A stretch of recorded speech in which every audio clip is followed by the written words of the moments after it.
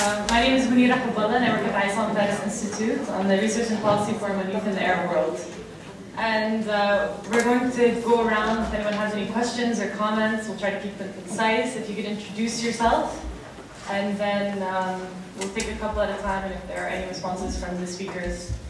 Okay, all right. How about we start with and please speak into the microphone, because we're recording. I'd like to usually start first. My name is Nabil Dejani. I found the findings most interesting, but most alarming, really. I'm surprised that we don't have any government official here or media official here to sort of examine these, and I hope that if these, and I'm sure you will send them these, they will read them. It's very clear to me that they're not reading the research findings. The problem in this part of the world is that our officials are more interested in managing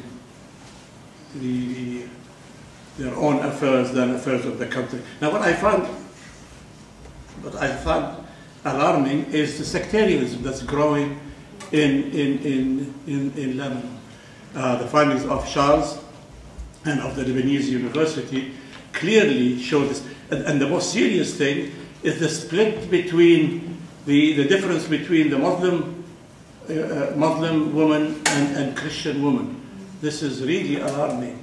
And there's definitely need for government action. There's need for government and media action to try to help this. Now, Jad's findings also shed some light, very interesting light about, okay, what the youth are interested in mainly are not talk shows, political talk shows and political news. They're interested more in soap operas and such.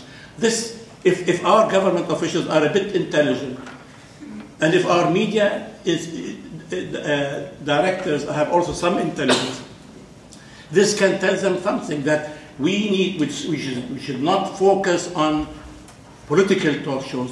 We should focus more on sending our development messages through soap operas and so on. This is what Egypt is doing. This is what Syria is doing. Yet we're still living in the dark ages, and we still encouraging sectarianism. This is really I find that it's the findings are extremely interesting. Now I have some comments about some of the findings. Again, Jad, your findings, your presentation is much better when you break them down into the different categories. But still, you refer to MENA. It is not MENA. Your audience is the Arab East. Survey. Yeah, it's not Arab East. It's not MENA. It's Arab East. And again, your findings clearly show us. Actually, if you compare, your findings and the Lebanese University findings point out clearly that the socio-economic status is extremely important. The differences between your findings and the Lebanese University is perhaps that your finding, your sample is more skewed to the upper class than that of the Lebanese University. That's why you find some differences. And I think we need to focus more in our studies in the future on real, a typical Arab audience and not really an upper class. We always tend to interview people in universities. Now, fine, we have to go over different areas, and rural, urban should be considered, socioeconomic status should be considered. And again, I will repeat, UAE is not an Arab, culturally is not an Arab country. And your findings show that. Your findings show that. The Arab Emirates is not, culturally is not an Arab country. So I hope we stay away from using the Arab Gulf countries in our samples. Thank you. Unless we take Thank you. Does anyone else have any other comments? Thank you for very interesting presentations. I'm going to make a comment and ask a question. My first... Can you just introduce where you're from? Okay, I'm a regional advisor on social policies in the Economic and Social Commission for Western Asia, ESCO. Yeah.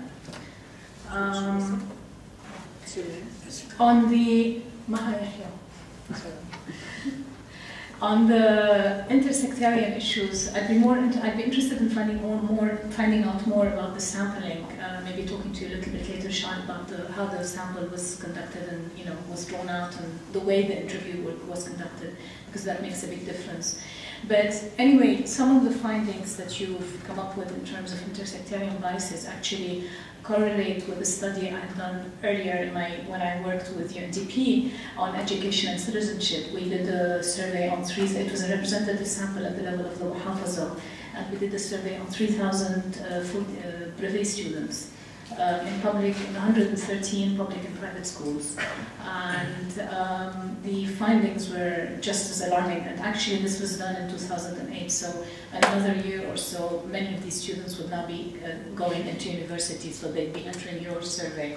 And for example, just to give you a sense of some of the results we have, I can give you all the website later where you can find the study, the full report. Some of the results were, for example, 3/4 of the students it's indicated that they would only vote based on their family or religious preference. I mean, they wanted the endorsement of their families, but their voting patterns would be dictated by their family preferences. I think 2/3, if memory serves me, said that they endorsed the fact that the 3 main positions in government should be subdivided amongst the main religious groups. We asked an interesting question about their preferred historic leader and their preferred political leader. There were 2 distinct questions. And what was more alarming is that many of the students, a large majority, could not tell the difference of what is a historic leader and what is a political leader. They all named people who belonged to their own sects. So all the Sunnis named the Hariris, all the Shias named Nasrallah and Berri, all the Christians were subdivided between Aoun and Jaja. So it was the same across historic and political. Very few, for example, named on the historic leader, very few named Riyad al-Salah or Bashar al-Khoury or Fakhr al-Din for that matter. I mean, there was no political historic leader that I mean, some of them named Che Guevara or Napoleon or Abdel Nasser, but these were also sort of random responses. There are much more. I mean, one can talk more about this. The survey looked at citizenship values, even across sects. We looked at cross sects. We looked across income groups. Whether the education level of the parent, the mother or the father made a difference, and the results were interesting and alarming at the same time. Many of the students knew academically what democracy, for example, meant, but none of them were willing to act upon the values of democracy. So it was they understood it, but they didn't quite behave in the same way. Anyway, for anyone who's interested, I can give you the website later. So there is that correlation, and I think it's a very serious issue that one needs to look at beyond universities. And in fact, the place perhaps, I mean, the question was raised earlier, is where do we start working with these things? And I would say in schools. We really need to start working in schools. To link up to Jad's presentation, many of the students get their information not from TV stations, but rather from and they don't discuss politics with their peers. It's mainly family environments. They hang out with them, and it was the same across gender groups. There was no distinction in terms of for girls or boys. Their main source of information is their own families. The school plays a very, very, very minimal role in terms of shaping their attitudes or their thoughts or their thinking towards people from other religious groups or other... I can go on and on about this because we even did we did workshops with some school students about the results, and they were just as alarming. On the issue of the gendered, the behavior of women and young girls or young ladies and young men, I'd be interested beyond stereotypes in terms of what the preferences of young women or the preferences of young men. I'd be interested to see how the results correlate with perhaps similar surveys that have been done for other not other Arab countries, but just internationally. My sense would be is that the differences in terms of gender may not be that great. What is more alarming would be in terms of the sources of information, because there's obviously a growing schism or chasm in terms of what is the source or cultural influences that are impacting not only Lebanese youth, but also youth across the region. And if I were to tie it up with the work you're doing, I think you're going to find even greater differences once you start going into countries. Again, the issue of the representativeness of the sample, I think, is a question one needs to look at very seriously. You said it's a pilot study. But once you go into countries like Saudi Arabia Sudan. Or Yemen, Sudan is a موضوع. But once you get into countries like this, the differences in the ways that the internet is used and why it's used and who uses it, perhaps some of the results are going to grow even, I mean the chasm is going to grow even wider in terms of also the cultural influences. I don't know if you have any sense of any of that at this point. Thank you. So if I have to do it. Okay, thank you. Can we try to keep the comments between 1 to 3 minutes maximum? I'm Nazik Saba Yared, and at present I'm a writer. For one, I know that you're limited by time, so I wonder, do you have more information on your website? The website was not given to us, so I would love to have your website to be able to look at your papers in more detail and get what you couldn't say in that short presentation. And then another point I have was that when you could talk of the UAE, as she said, they are not local people, they're mostly non-Arabs coming from all over the world, so I'm not surprised that they would not really focus on Arabic but on English or whatever. And then were the people who were interviewed in the UAE from private or from public schools? I don't know. That was not, it was not pointed out really. Those are little questions that I hope to get on your website when you get the website. Can you just introduce yourself? I'm sorry. Sorry? Can you introduce yourself? Oh. Sorry. Nazik Saba Yared. I introduced myself. I said I'm Nazik Saba Yared. Naziky. Why? So from where? I'm a writer. You're a writer. Okay, thank you.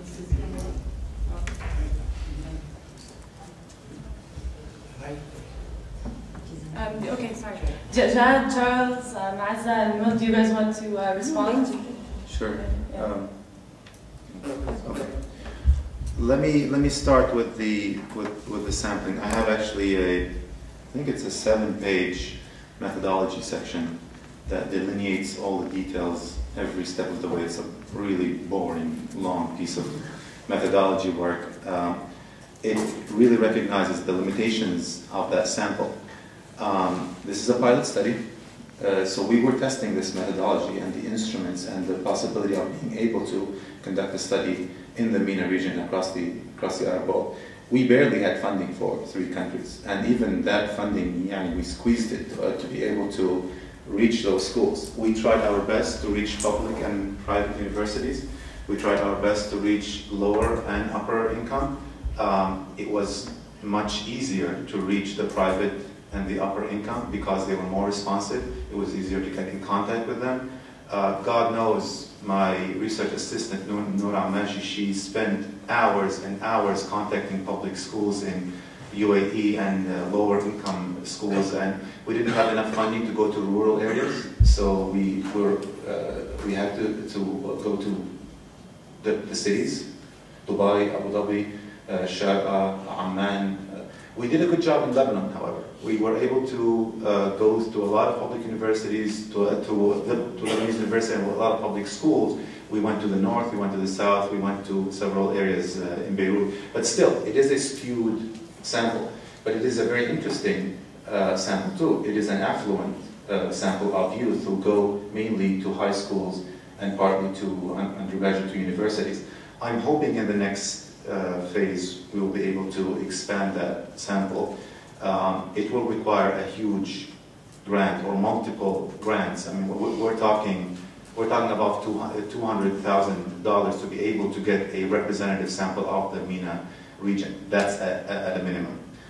I want to comment on Nabil's issue with you said if politicians were smart, they would encourage more Arabic content. Well, that's the problem you started with, if politicians are smart. But there's another issue, is a lot of the news content, a lot of the information that is being produced in Arabic is terribly tedious and boring. I can give you a quick example. I was listening to Sawt al-Shab just a few days ago on radio. The first story started صرح فلان فلاني. The second story زار فلان فلاني. The third story قال فلان فلاني. If a Sawt al-Shab, if Sawt al-Shab is saying that, what about Sawt al-Hariri or Sawt al-Aum or Sawt al-Baydoun? What do you expect from the others?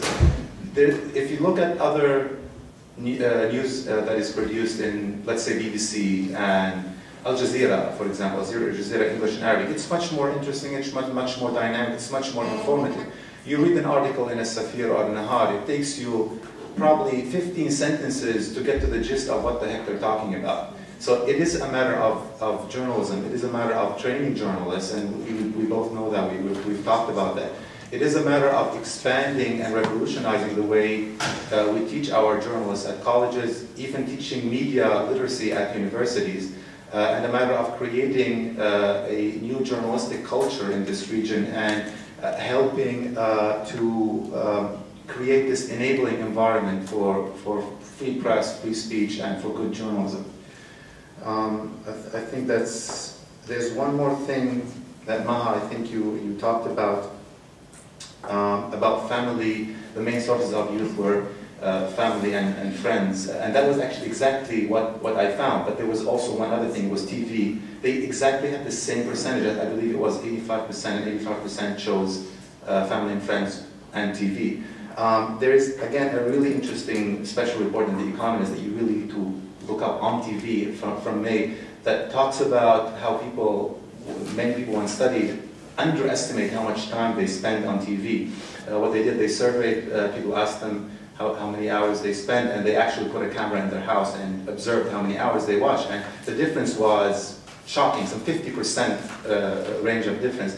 I really believe a lot of people in this region do get their information from TV and from family and friends, and I even believe that they get it at the same time from family and friends and TV. So this TV is still a cultural activity where we gather around, watch it, and discuss it and talk together and fight over it usually. Thanks. Azza, would you like to talk or not yet? That's not yet. Okay, Charles. Okay, yeah, sorry, first, Mr. Adib Nami. Thank you.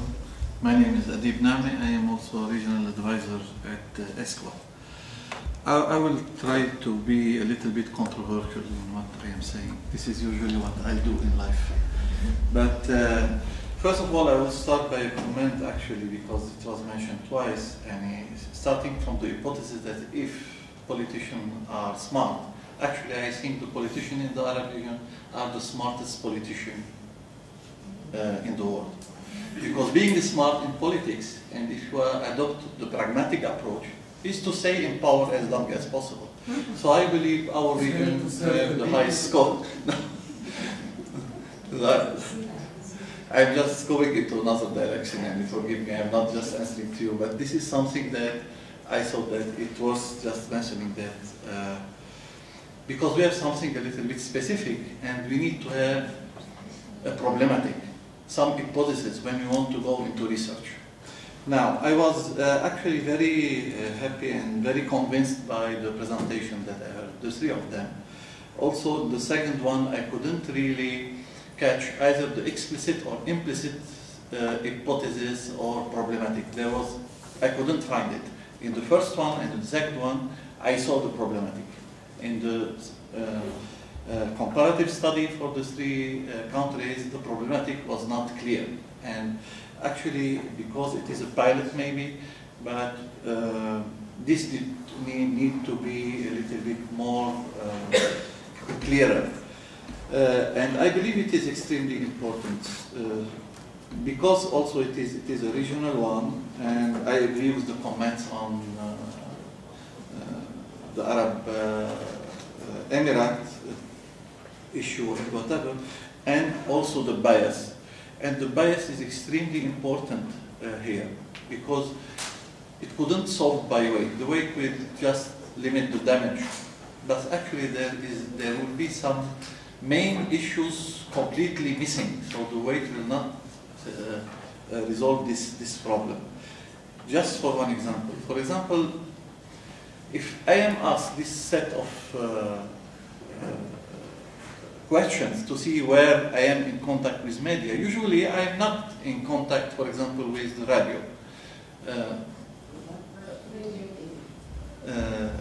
But sometimes when I take the taxi or the public, I usually hear a lot, for example, of religious issues in the taxi or in the bus. And this category is completely missing, for example. And I know that there is a lot of organization and maybe hundreds of thousands or millions of young people that are listening actually to cassettes, CDs, DVDs that are of religious types, and that they are completely missing here because maybe of the bias or the selection or whatever. But these issues are extremely important. The second thing, and which I saw common in the three presentations, it's about the sectarian issue. Because we are in Lebanon, this is extremely important. And I will quote something that my professor said when presenting the Human Development Report, the National Human Development Report in Lebanon last year. Actually, Dr. Azza Baydoun said something like, I don't know how to translate it in English, we will translate it later, but طائفية لها تاريخ وآخرها ليس كأولها. So I believe that we need to focus more on this issue, because what I concluded from the first presentation and the third, very explicitly, which I agree with, is that there are the internal mechanism and transformations within each community are the same. There are some differences in the positions, but the nature of issues are the same. Family, more fundamentalism, etc., etc. These are the same across all the sects, communities, religions, whatever.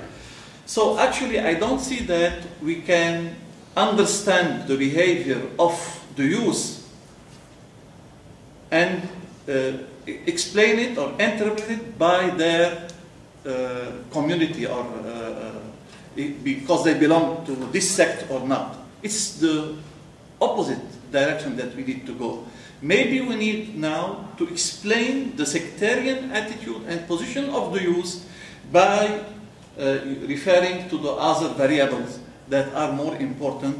And what I see that is more important is this combination of socio-economic, societal issue. And we can see this, because when it comes to rich and poor, you will see different behavior. When it comes to urban and rural, the same. Beirut and the United Arab Emirates and Yemen will be the same. So I believe this is an extremely important issue, maybe to explore more. And sorry because I have taken so much of it. Okay, thank you. Thank you. Very interesting. I'm sorry, I'm Leila Faroud. I'm a professor at the UB, and I'm a psychiatry mental health. Basically, the results are alarming, but perhaps what you said at the end, this is my point, like, is there a way, like, for your statistical analysis for the three papers, to really do some tests to rule out, to remove the confounding variables? Perhaps it is a matter of social class, of education, rather than just religious affiliation, and probably that will ease Dr. Dajani's kind of like conscious about what is going on. I think if perhaps this is the second step where we can really predict, to do some analysis, multivariate analysis, for example, logistic regressions, whereby we can remove the confounding variables that really made us look at this as a very serious issue. Perhaps it's not as serious. And just to kind of comment on other issues such as mental health. Of course, this is not a mental health or psychiatric review, but there are alarming results from our research on mental health issues, especially in the young generation, especially in the college generation. Perhaps sociology and psychology or psychiatry can go hand in hand in a way to really assess such variables and see how do they interplay to really produce mental health. I think mental health could be on all levels, whether it is social, mental, or so on. And thank you. Can you please speak into the mic?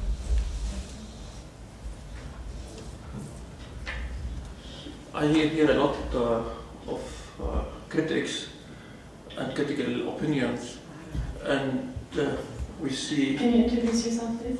I'm Abdullah Goethe Institute. So, again, I hear a lot of critical opinion here, and we see the results of the research, and we say these are alarming results, especially about the sectarianism in the countries, especially under the youth. But I think it is not the problem of the youth, actually, because let's see what's happening here. We have two sides. Let's see about the intellectuals in this country. We have intellectuals who are making research, great research, they are presenting us with numbers and data. We have other intellectuals like Mr. Bashani, who was criticizing the government. Why don't they do anything? But I miss the intellectual who themselves do something that give us solutions and research. That's what they're trying to do. No, these are not solutions. These are research. They are giving us data. It is not a research, but nobody is applying these data, and that was the critical opinion.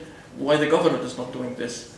Well, I think the youth in the country is a mirror of its intellectuals, and I think the intellectuals in this country are not offering solutions.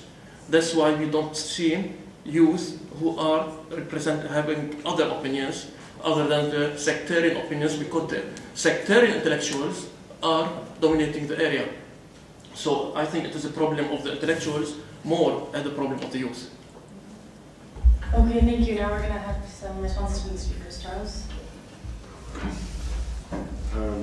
Thanks for these questions. Wallahi. About the issue of, first the issue of sampling with respect to the study that I did is representative sampling. So we did cover populations that are not of a higher income. Not all of them were literate, not all of them, so we went to we covered all the areas of the country. The advantage of having this kind of sampling is that it would enable us to identify specific locations that can be of interest to us. Like, do we have problems in this area? This is a spike in sectarianism, it's in this village. We might want to go and do something about it there. So the advantage of these kind of surveys that are that kind, so representative on all the nation, can be very useful. And this is to answer part of your question as well, if I may. In the sense that when you have that kind of research that is providing data, the research, if you partner it with people who are active in the field, policy implementers or makers, then we can have educated policies that can be efficient in dealing with the problems that are arising. So for example, if I tell you that we have a problem with Beirut for argument's sake, and I tell you that this is the profile that we have, and this is a place where we need to focus and intervene, and specifically on those variables, that I think might be a useful policy recommendation. With respect to, there was an earlier comment that is actually quite pertinent about whether it is reasonable to divide the sample in terms of sectarian grouping, or we should find other types of groupings. And I think that, in terms of my study at least, we did not have sectarian differences on some variables, like sectarianism, prejudice towards others, and so on. But we did have some sectarian differences in terms of identities. Muhafazas were quite a muddled group, so because it contained a lot of variables that were clashing together. It might be possible through discriminant or cluster analysis to do the way back, so to try to see what are actually the people who are, what is the profile, how can we group people who are sectarian. what is exactly, not based on sex, but based on some other kind of variable. Might be education, might be altitude from the sea level, I don't know. So we have to see what the data is telling us, to try to see what is the actual clustering level that is meaningful in terms of determining these outcomes. And I think this is what I wanted to say. Yeah, I just wanted to make one point. I mean, yes, I was saying one of the reasons that we have these workshops is so that we can come up with policy recommendations that we can, use the research for. Can I just reply for both of you for this point? Can I? Well, that's exactly the problem. You are giving recommendations. You are doing great work, but there is no other side to apply it. So the whole problem is in what you said, if and might. You say, if we do this database, okay, and find partners, policymakers to apply it, they might apply it. The problem is they might not, because there is no partner. So that's what I'm talking about, the intellectuals in Lebanon. They must work on finding the partner. We are doing a civilized work in Lebanon, very high-class work, which is, if done in Europe, it's great work, because there is two partners doing the work. There are researchers, and there are partners and government policymakers who are listening and getting the push. But here there isn't. So the other side, the partner is not existent. That's why the intellectuals in Lebanon must work on finding the partner to apply these studies, and then it will be of great use. Can I just make a comment on that? Obviously, this is the first stage of what we have in this study. We've conducted the study, it's taken a lot of time, but we presented it. I don't have anything in the report that says conclusion and recommendations, and that would be my next stage. But I have actually contacted several sites to start working on implications for my results. I can give you one example, but this is not official at all. I've already contacted a school here in Beirut where we will try to implement a media literacy curriculum in one of their classes, which will help youth, at least at the high school or intermediate level, be more critical in consuming media and also be more adept at producing media. So that comes directly out of this research. Now this probably will take 2 years to implement in that school, and if it works and if it attracts funding, probably take 10 years, if it succeeds at all, to be implemented anywhere else. Now, as I understood from IFI, that the purpose of this conference is to tell people what we have, the data that we have, and to attract not only funders and not only the media and not only intellectuals, but also people, partners who are willing to work with us on fixing the problems. هحكي بالعربي.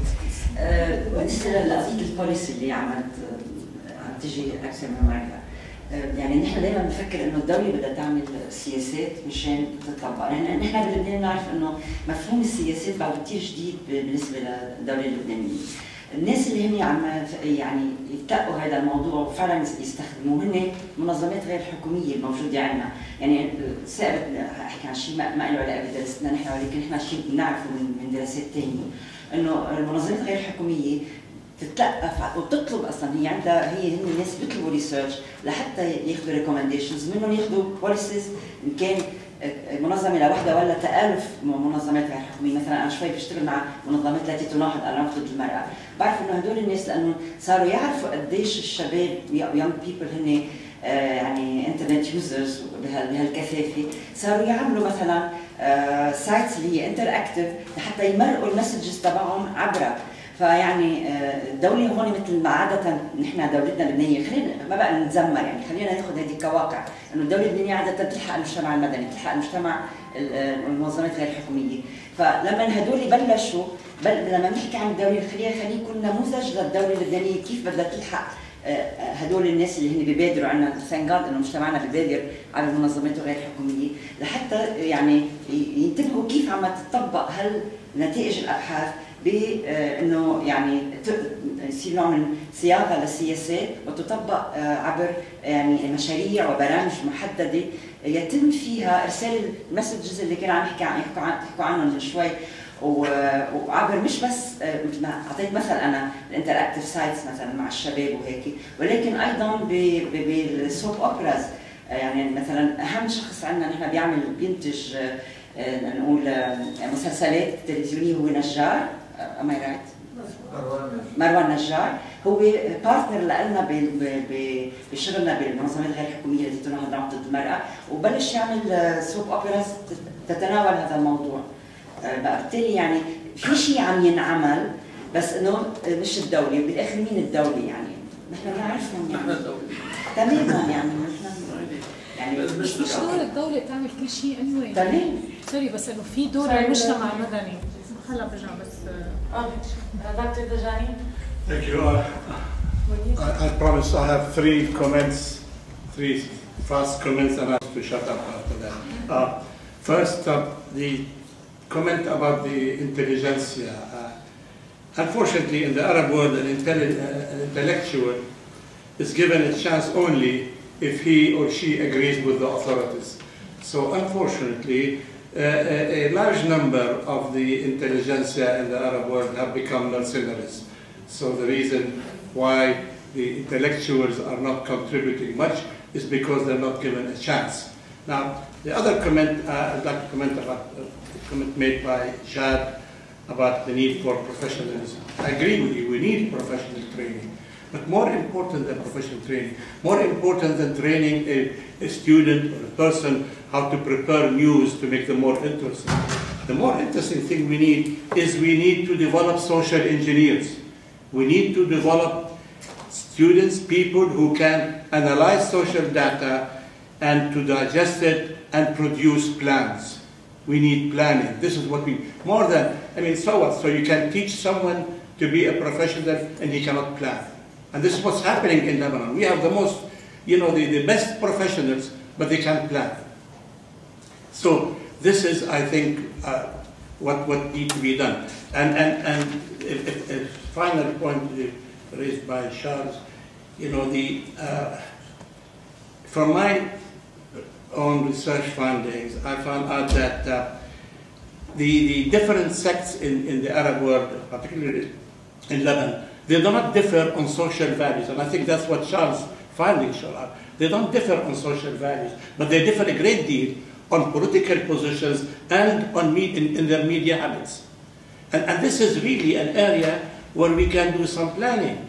Because when it comes to the core values, a Muslim and a Christian are alike. The difference is on the peripheral aspect. And this is a sign of hope. If a government official, if you know, non-government agencies try to work in that direction, we need to, this is you know, we are moving into an area where the difference may become into the core values. So before they get into the core values, we need to take action. And we need to wake up our politicians, to wake up and start becoming responsible. Thank you. Maha, and then if there's someone that hasn't asked a question yet. Maybe we can encourage some of the students to ask questions or reveal. I just want to follow up a bit on this discussion of public intellectuals because it's starting to grate a little bit. The crisis of public intellectuals across the region, I think, it's not about them being given a chance or not given a chance. I think it's something nobody gives a public intellectual a chance. That public intellectual seizes it.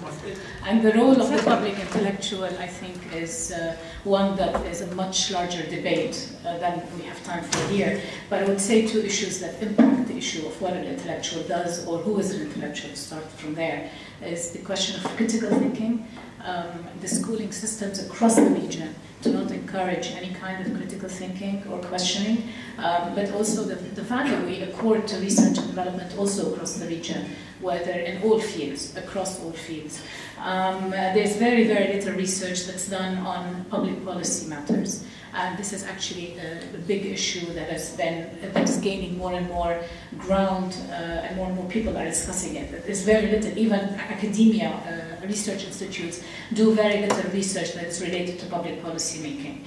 And I think this brings me finally just to the issue that Azza raised, which is what is the role of the state versus the role of civil society? The state should not be doing everything, and it does not need to be doing everything. There's a big role for civil society, there's a big role for the private sector. Sorry, okay, this is is going and coming. So I think we need to have also a serious discussion. Let's stop complaining about what the state should and should not be doing, and actually push it in areas where the civil society cannot be, cannot be active. I think that's where, as perhaps academics, we can have a more positive role. Thank you. I just have one comment. We were talking a lot about what should happen when we have ideas or when we have suggestions that these things should happen. How about we talk about the research and maybe come up with specific recommendations according to what we've learned and discussed today? Just a suggestion. Or if someone is interested in becoming a partner in implementing part of this, we're open to suggestions and you're just complaining to us. Are there any students that that are here and have any? Okay. Anybody at the back?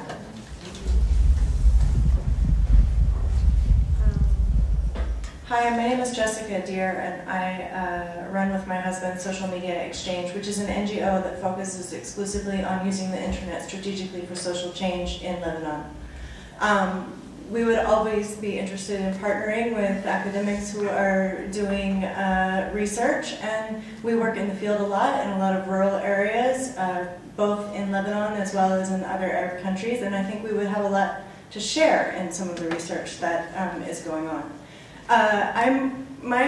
My major sort of thing that keeps coming back to me is in Charles's presentation, the number about highly educated and the number of degrees that are given was really disturbing to me. To equate the number of people who have a university degree with highly educated, it seems to be something that should be looked at again, because as somebody who employs people here and interviews people that are supposed to have degrees both from the American universities as well as others, I don't see the critical thinking that Maha was talking about. I don't see a lot of those things that to me say highly educated. It's more about having degrees, and the contrast between the highly educated versus the lack of universalism values in the value chain means that the educational system isn't doing its job. And so I think this is something that should be looked at more critically in terms of equating degrees with being highly educated. Thank you. Hi, my name is Khalid Nasser. I'm from Louisiana State University, just graduated, PhD. I got my doctoral degree recently. One of the observation that I noticed, from the comments here, it's about the idea that we should, in a way, bridge.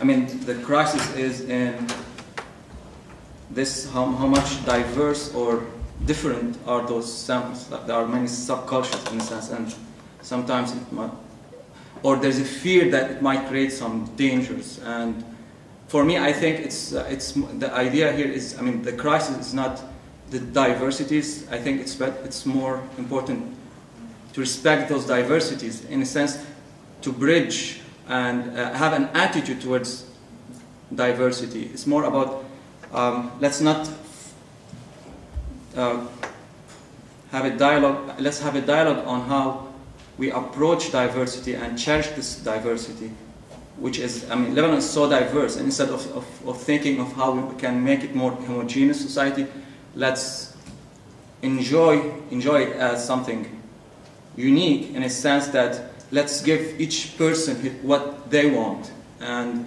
respect what they want, and instead of bridging those mentalities. I think it's more important to work as policymakers, work on attitude towards this diversity, this difference, rather than erasing this difference. This is my point. Thank you. Okay, thank you. Is there anyone else? Yeah, a very short comment, actually, about I want to comment about the issue of the role of civil society and the state. And I believe the civil society has an extremely important role to play. But one of the important roles of the civil society is to keep the state under permanent pressure to play its role.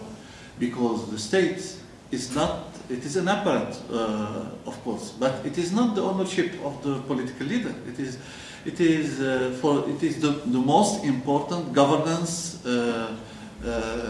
tool for development. And so it belongs to us.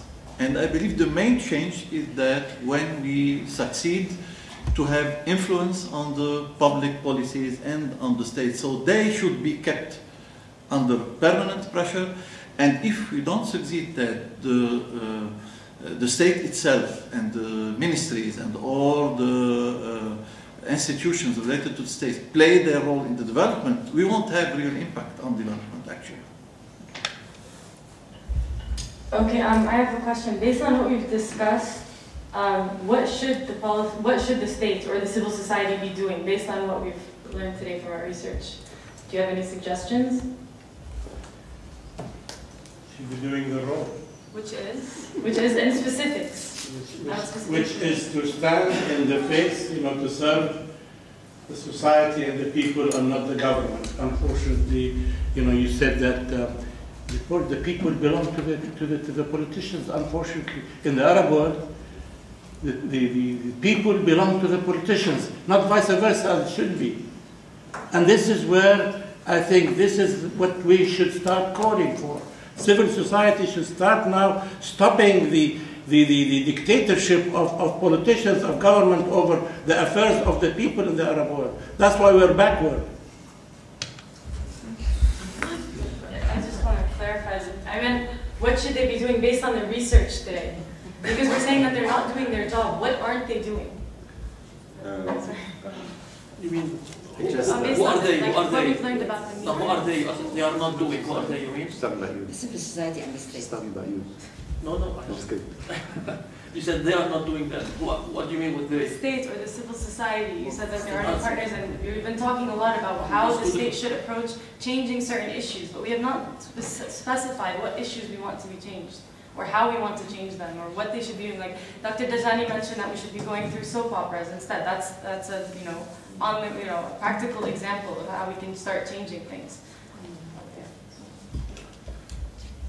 I'll start with her going backwards. So, with respect to the actual usefulness of this research, I think we won't be able actually to make specific recommendations as such, because the NGO community is wide and large and has different interests. What is obvious, though, is that any NGO or any entity that is working with the young or the youth or is interested in building long-term policies might want to go on the IFI website, check those reports, see what can be of interest to them, contact us, people who have the actual data sets, and try to see whether we can help them or advise them in where the policies might be the most effective and where they can be the least effective. That's the idea of the partnership between research and practice. So that we have data, there are people who are in the field, who are working. If we can create a hub or network that can benefit to both, it would be great. With the issue, if I may make a reply first to the issue about education, having a degree is definitely not an indication of you're highly educated or sophisticated. And you don't have to go outside to go to other universities. I can see it in my own classes at AUB. I mean, some people have AUB degrees, but it doesn't mean that they are educated either. But if we keep it as a benchmark generally, to say how much these individuals have been exposed to education or educational practices, that's, I think, what I would like to point out. And they might be tools, like properly skilled individuals who are able to be placed in specific employment jobs that can do their tasks efficiently, but doesn't mean that they have the broad-mindedness of a Renaissance person or of Rami Khouri, for example. The issue of diversity and multiculturalism, I'd like to make a point here. I really skimmed through it in my presentation. I was trying to tell you that there's a lot of different tensions within the data set. Exposure to Western media, preferences for Western media versus Arab, that there was a substantial amount of people who were in one direction or the other. And I also showed that there was a lot of sectarian in-group feeling, a lot of sectarian bias towards one sect.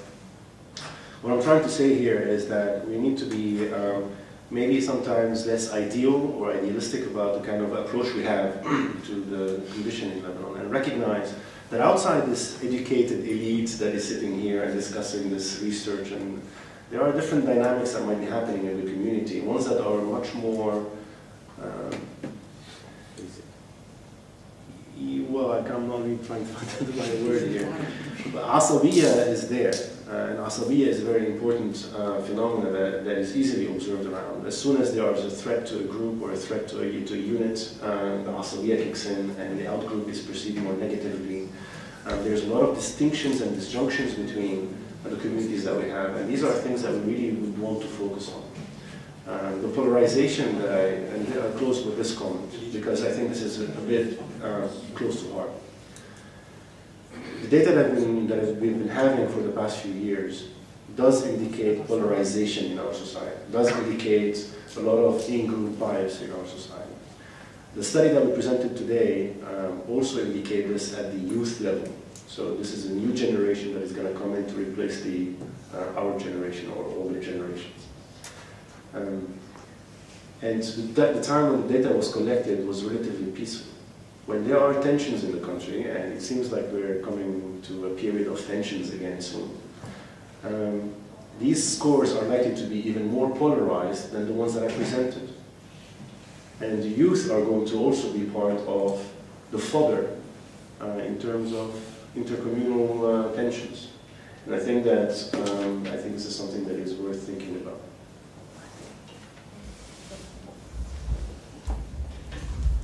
What will merely ask what they can do, and you went with both the government and the civil society.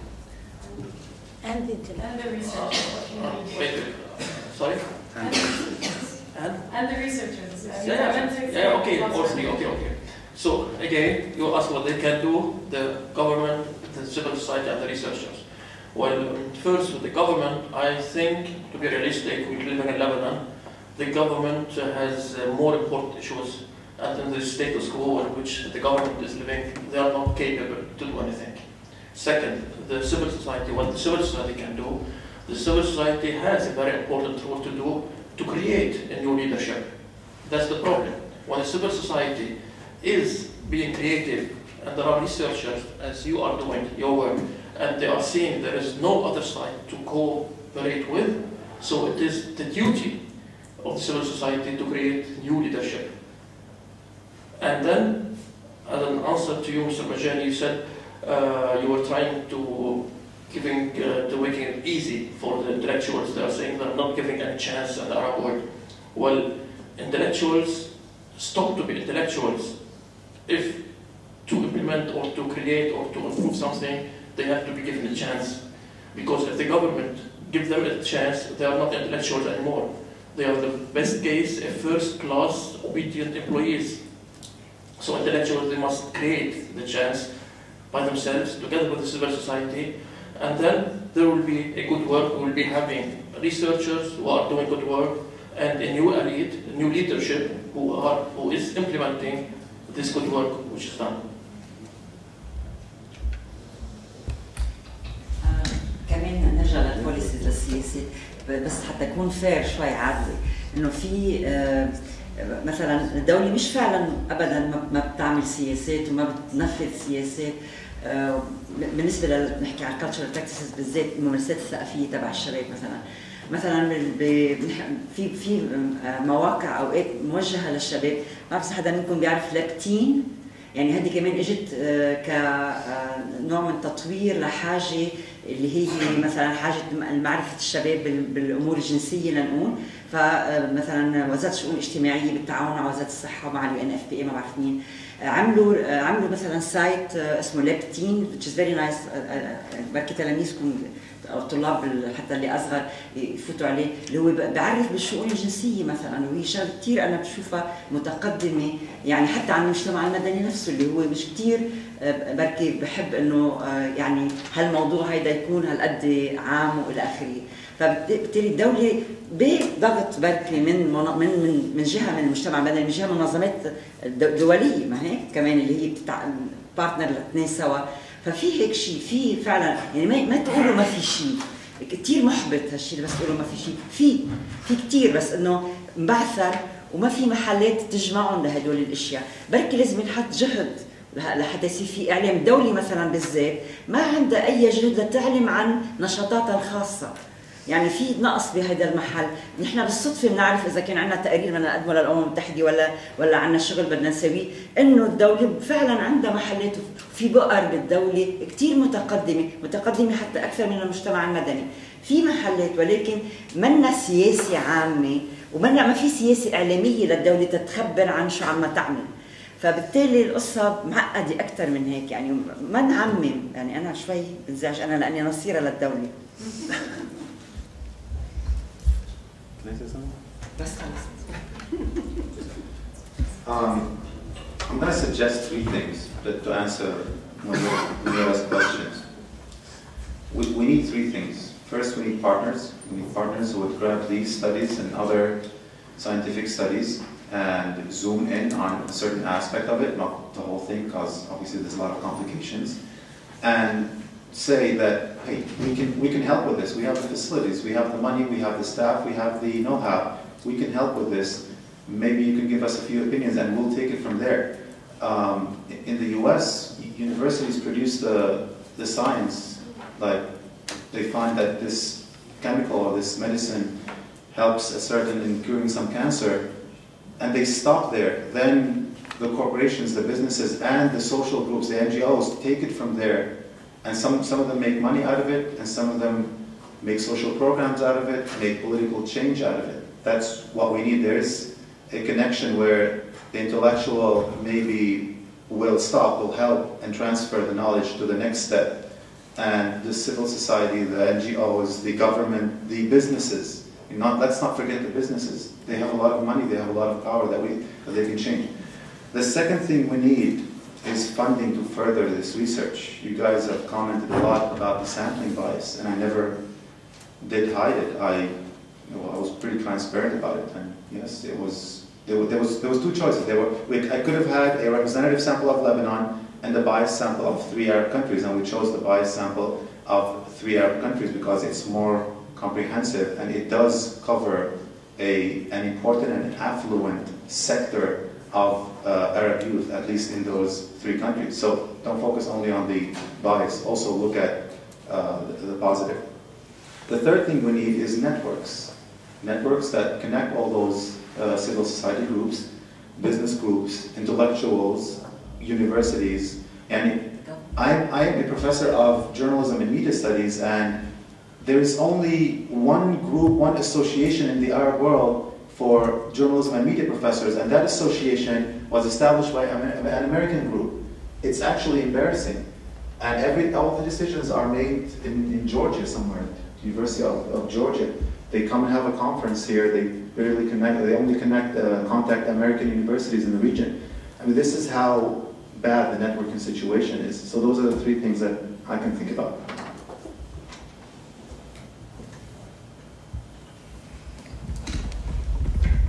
Hi, my name is Mina Kisaifi. I work at Nahwa Muwataniya as a project coordinator for Noun and Hiwar. Unfortunately, I wasn't able to be here at the beginning session, so I don't really know what the articles are about, but I still feel like I want to talk. I really wanted to. I think you can quote me on this. By the end of next year, we're going to have around 40,000 NGOs in Lebanon. So there is a civil society. I don't know how many of them are good, how many of them are bad, how many of them are credible. But there are people that, I mean, it's the hub. It's a place where you can come here and be active. But I do agree that there's a gap between the professionals, intellectuals, and the activists. And maybe that's a starting point, and that's a suggestion, not really pertaining to the research paper, but in general, that we need to bridge this gap. Which leads me to talk about my project, which is Noun and Hiwar, where basically twice a month we talk about issues that pertain to the Lebanese societies. And the idea is to take these discussions that usually rotate around governors and people in the states, state government, and intellectuals, and bring them down to street level so that youth and citizens can come and learn. So for example, once we talked about the perception and image of Dahi. So when I say Dahi, what do you think? What comes to mind? And we got the mayor of, now I'm advertising my job, but the mayor of Beirut municipality, Haj Muhammad al-Khansa, to come, and they interacted with the youth, and we talked about the image and perception of being highly polarized and politicized, and sectarianism and all that stuff. So my project, for example, is one that bridges the gap between intellectuals and youth, so we can actually work on the ground and get information to pass on. So I will do a hiwa session, maybe we will talk later on this talk, and maybe I can send the sheet down. People can, if who are interested in continuing this debate, you can leave me your name and your contact information so I can let you know for future debates on this topic. Thank you.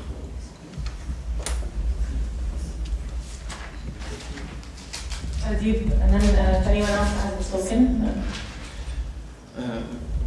Just about numbers, because you know we have a problem with numbers in Lebanon. There would be like a maximum of 7,000 registered NGOs in Lebanon, and of course maybe 50% of... That's still huge. It is still huge, yes, but it is not 40,000 or 15,000 or 20,000. All the registered NGOs since 1860 until 2005 I like 6,500, which is too much, but it's just about numbers. I will speak a little bit in Arabic because I think مشان ما تبقى عزة واحدة بالموضوع. أنا بعتقد الشيء اللي متعلق بالأدوار اللي نحن عم نحكي عنها حول التعاون بين المجتمع المدني والباحثين والآخرين، وسمعت الاقتراحات تبع جاد. أنا بعتقد هذه الاقتراحات هالنوع من الأبروتش أنا بعتقد كثير تقليدي. يعني أوكي بنعمل نتوركينج، بنعمل كذا، بنشتغل، بنتعاون، نحن عملنا البحث حدا كذا، فاندنج، دونر أورينتد كذا إلى آخره. أنا بعتقد هذا بيتعلق شوي بقى بالشيء اللي بده ينعمل. طبعا هذا متعلق بهدف المؤسسة البحثية الأساسية اللي هي مالكة الموضوع. عم نحكي عن مؤسسة عصام فارس، عم نحكي عن ليوبي. وأنا بعتقد الشيء اللي سمعناه اليوم من ناحية المستوى البحثي والمضمون العلمي كان ممتاز جدا. ما بعتقد فيه يعني هذا الواحد لازم يسجله. هذا مش شيء منه شيء يعني الواحد ياخده فور جرانتد، لانه عاده بتنعمل ابحاث وما بتكون يعني لا مقنعه ولا مفيده لشيء. فلا هذه ابحاث مقنعه ومنطقيه وكوهيرنت وفوق هذا مفيده. لكن الخطوه اللي ابعد من هيك بقى نحن شو بدنا نعمل؟ شو بده ينعمل حسب بقى المشروع اللي موجود. اذا كان عم نحكي عن مشروع تشينج، سوشيال تشينج، نخلق سوشيال موفمنت، ناثر على الدوله، ناثر بالسياسات، وبعدين لاي مدى بدنا نغمق بالموضوع نحن بالقصه. نحن امبارح انا كمان ثاقبت عضو الهيئه الاداريه السابقه للجمعيه اللبنانيه للديمقراطيه الانتخابات اللي انتخبوا غيرها هلا من يومين ثلاثه، وامبارح عملنا لانشينج للريبورتس تبع الانتخابات.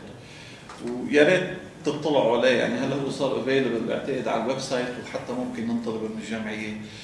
وشيء بياكد الشيء اللي هلا قلته، احد استنتاجاتنا العمليه الانتخابيه بانه بالانتخابات الزعيم هو بيعين حاله وبيعين الشعب اللي بده ينتخبه، لانه هذا الفرق.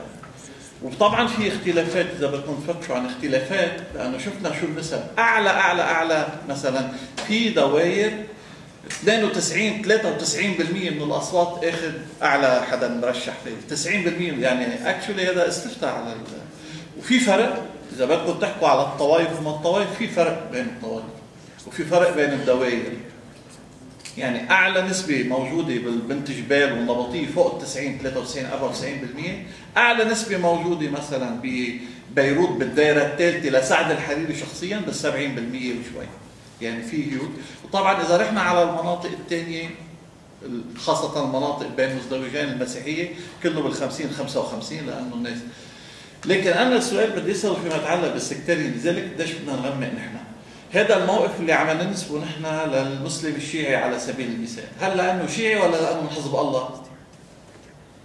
انا بقول في تحول كبير بدنا ننتبه. نحن لما بنعمل التحليل ما بقى له تحليل ستاتستكس بقى، ما بيطلع لنا اياه الريجريشن، بيطلعوا الشيء اللي ذكرته شارل بمداخلتك اللي سميته بدنا نعمل نحن بقى التحليل، بدنا نحلل كوزاليتي اناليزيس كذا. هذا بيطلع لنا بقى الشيء اللي موجود، لانه فعلا حاولوا تجاوبوا على هذا السؤال، لانه هو شيعي او سني ولا لانه هو من حزب الله او من امل او من تيار المستقبل عم يتصرف. على هذا الشكل. ودرسوا شوي تاريخ المواقف لطائفة معينة كيف كانوا كيف تطوروا. لا عم احكي على شو، هذا شيء ثاني. هي الظاهرة اللي كمان حكي عنها الدكتور أحمد بيضون قبل، إنه مسار تطور الطوائف أدى كمان إلى اختزالهم، ما بقى من طائفة، صاروا حزب. يعني صار في عنا أشياء ثانية، فالموقف اللي عم يتاخذ اليوم صار في تطابق بين الجغرافيا والعائلة. خذوا مثال الدروز على سبيل المثال. تطابق بين الجغرافيا والعائلة والطائفة والزعامة السياسية. بيطلع لما عم يحكي واحد بيأيد لأنه درزي، ولا لأنه مؤيد لوليد جنبلاط، ولا لأنه كذا. يعني ملتبس الموضوع، بدنا نغمق شوي لنقدر نعرفه إذا أردنا بأنه نعمل عملية تغيير.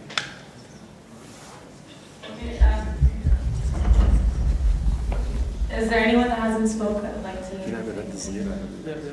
Listen, the Zanira, the woman in red has been had her hand up for a while. Oh, sorry.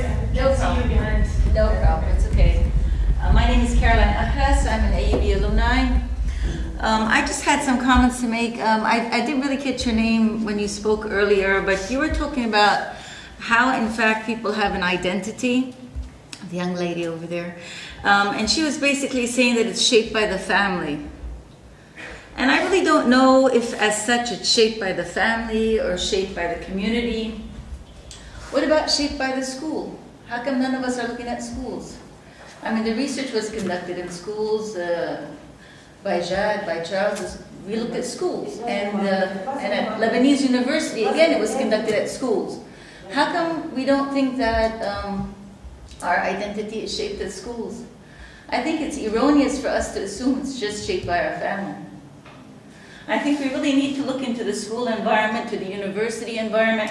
When we say that he's a graduate of UZEC, or he's a graduate of St. Joseph, or AUB, or LAU, or Belamand, or whatever, I think the school plays a very big role. And again, inside the schools, as the gentleman just said a few minutes ago, when we look inside the schools, we're also looking into political heritage, political tradition.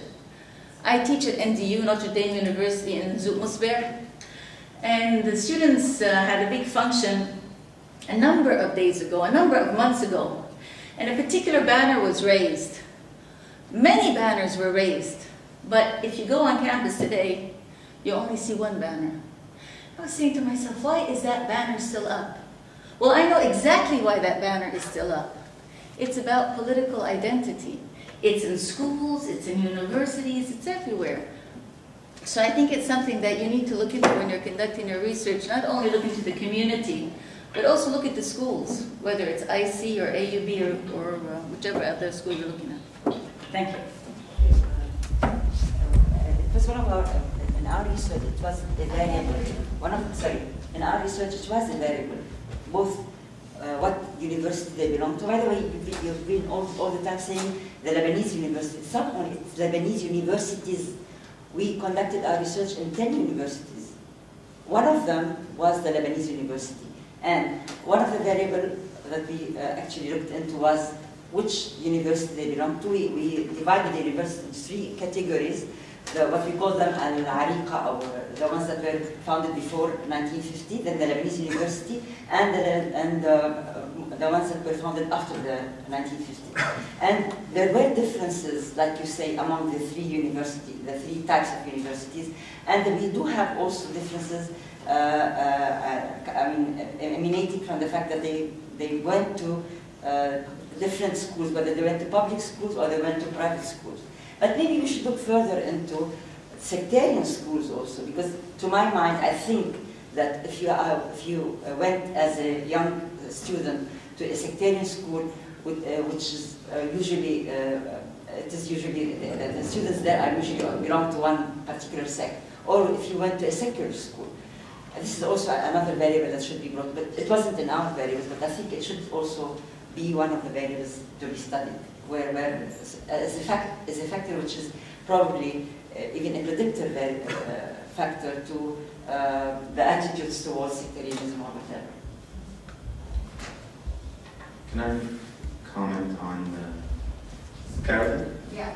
What do you teach at NDU?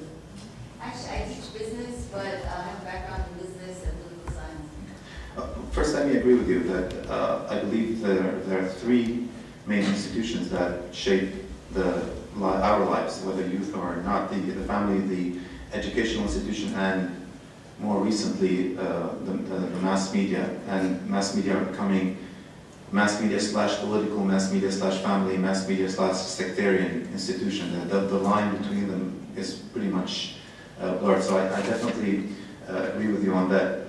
I want to also respond to Abdullah. Adib. Adib. لا خط بينكم. أحكي بالعربي كمان. طيب الطروحات اللي طرحتها اللي تقليدية ما اختلفت، بس إنه أعطيني بديل، أعطيني طروحات بديلة، أعطيني طريقة الحل. إذا مش هذه هي الطريقة الصحيحة، يعني صرنا سامعين أكثر من امتياز إنه مش لازم توقف على 3، لازم تكملوا، مش لازم تعمل هيك، أعطونا بديل تشوفوه هو أفضل.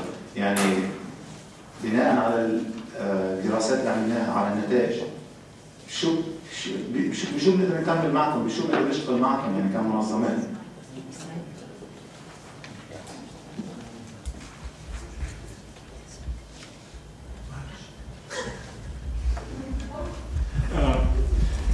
You know, I don't see why we have to say which is more important, the socializing institution, the school, or the family. They're all important. They all contribute to, you know, also you forgot Jad, you forgot the church, which in Lebanon is becoming extremely important socializing agent. The issue is not what is a socializing institution. The issue is that the findings show an alarming movement toward sectarianism. This is the important thing. Whether this is the result of the school or the family, it's all of them. And so instead of just wasting our time trying to find out which is more important, let's address this really serious disease, this cancer, which is infesting us, which is sectarianism. Now, I have been here at this university for a long time, and usually I attend the counting of ballots during the student elections. What's more alarming now, I've been noticing when I'm counting the ballots, if I get a ballot and it says, when someone votes for Muhammad, he votes for Hassan, for Hussein, for Mahmoud. And if he's voting for George, he votes for Sharbel, for Maroon, and it is really alarming. The voting is based now on on religion. I can't tell if it's sect or not, but at least what I see before me, this is a very serious thing. We need to address. We have a facts before us. Let's not try to argue, what is more important. The fact is, this body is infested with a disease, and the most serious disease in Lebanon is sectarianism. What should we do about it? All right, if there are any final comments, right, and then we'll wrap up. So my name is Melki. I'm an AUB alumna. So listening to all this, we've been talking about this problem, this cancer, so on, and how we can tackle it and what we can do, where to intervene. And it seems like one place to intervene, we agree, is at the level of the youth, whether it be in schools or universities. But do we have any reason to think that this population even thinks there is a problem? Do we know how they feel about the issue of sectarianism? Is it a problem? What are the implications of it? Is it something that needs to be tackled? And then more importantly is, do they think that they have the tools? Do they think that they are able to do anything to make changes? Or do they think, it's hopeless, it's due to the political figures that are running the country, it's up to them. If they don't do it, we have no power in making any change. I think that's an important question. Do they think that they have any efficacy in making change? Let me be blunt in answering you, and at the same time I'll answer most of those groups who can make change outside the government, NGOs and others, most of them are getting funding from outside based on certain agendas. I'm not saying عم بيتعاملوا or something. There are major governments in this world that are powerful, that have a lot of money, that impose their own agendas on what should be a priority for this region. How many projects have you heard about for democratization? Thousands, if not more. How many projects have we heard about for sectarianism? We had a minister who came out and implemented a project, شطب الطائفة عن الهوية. How many NGOs, how many groups stood up and promoted that and helped people understand how the heck you can do it? Until now, my uncle is Mukhtar and I still don't know how to do it. Every time I go to him and he doesn't have the right papers. He's not even informed on how to do it. Where are all the social groups? I just want to be controversial, if that's what you want. Okay, so we'll wrap up officially. Thank you for attending. You can go to our website, www.aub.edu.lb/IFI, and you can see the studies in PDF form. And if anyone wants to continue discussing or whatever's left of the coffee, you're welcome to.